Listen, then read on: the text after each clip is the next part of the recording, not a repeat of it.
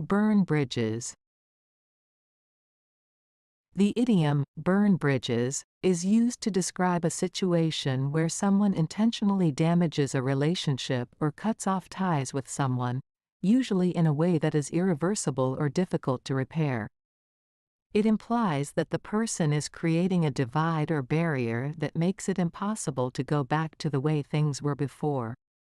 This idiom is often used to describe situations where someone abruptly ends a friendship, quits a job without notice, or severs ties with a group or organization. It conveys the idea of permanently closing off opportunities or connections. Here are a few examples to illustrate the usage of this idiom. 1. Example in a personal relationship.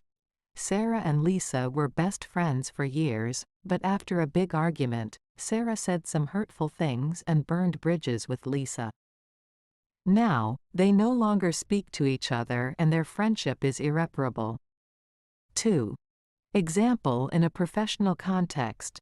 John was unhappy with his job, so instead of discussing his concerns with his boss, he simply walked out and never returned.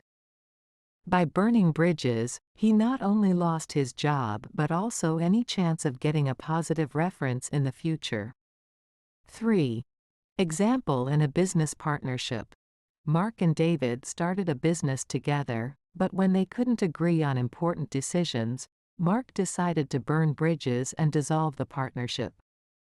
As a result, they had to divide the assets and go their separate ways, ending their business venture. In all these examples, the act of burning bridges represents a deliberate and often impulsive action that leads to negative consequences. It is important to remember that burning bridges can have long-lasting effects and may prevent future opportunities or reconciliation.